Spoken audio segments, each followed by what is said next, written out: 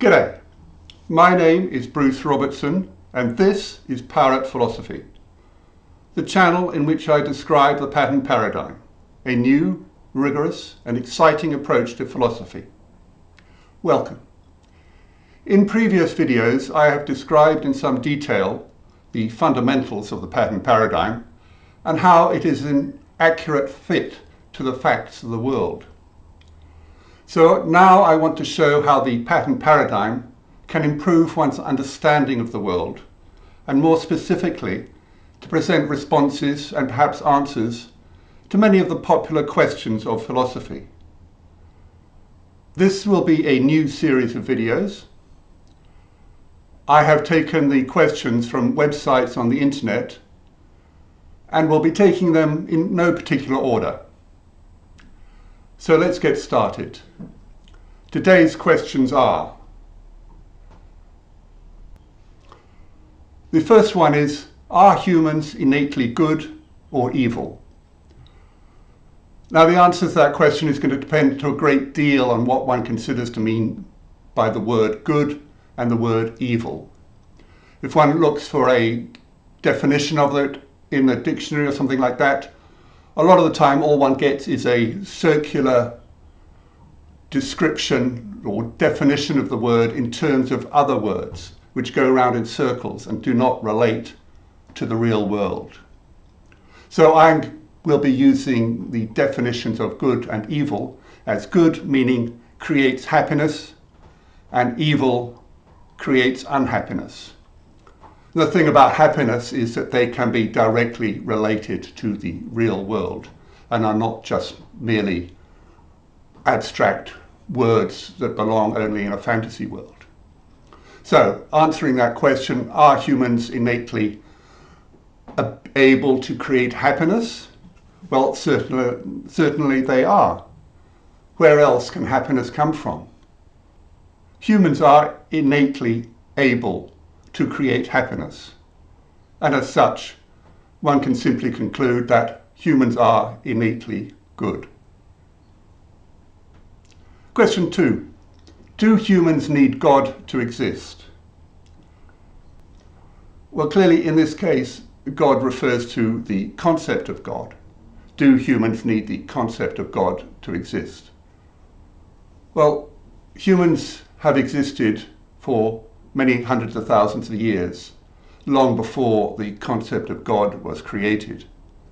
And as such, humans do not need God in order to exist. I mean, many people like the concept of God, the fantasy of God, to supplement the happiness of their lives, but they don't need it, and we do not need God in order to exist. Question 3. What happens when we die? And supplementary question, does consciousness continue after physical death? Well, very simply, what happens when we die? We decompose. Ashes to ashes, dust to dust. Does consciousness continue after physical death? Well, I have discussed consciousness in an earlier video entitled A Theory of Consciousness, in which I explained or postulated how consciousness is emergent from the logic of thinking. It comes from the logic of pattern identification, and it is emergent from that and exists within the brain. So after we die, the physical death, consciousness is no more. Question 4. What makes us human? And supplementary question, what makes human life so valuable?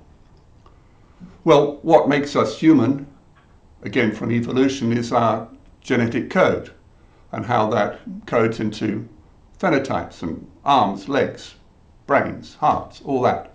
That is what makes us human, and it has come about through millions, hundreds of millions of years of evolution.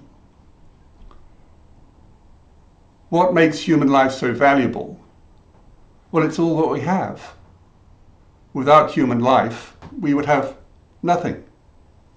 So in that case, it is intrinsically valuable. And as mentioned earlier, we can create happiness, and that is also valuable. Question 5. Why does suffering happen?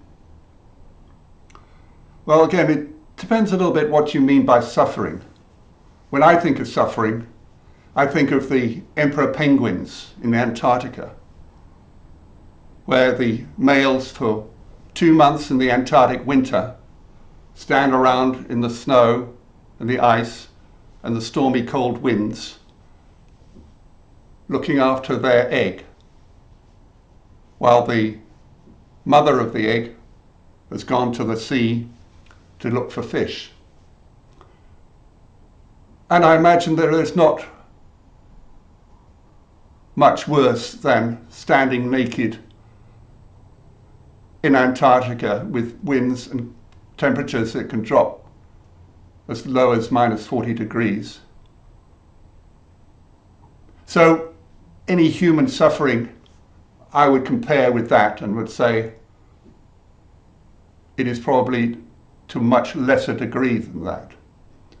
But that said, certainly humans do suffer, but it is part of life, and life is trouble, and that is what makes it so exciting and wonderful. And if one is or does suffer, then hopefully it gives motivation to improve one's situation, to end the suffering. Well, that is all I have for you today. I hope you have enjoyed this video. If you have any comments or if there is a question you would like me to answer, then please leave them in the section below. Also, please subscribe to my channel, give it a thumbs up, and ring the bell. Thank you.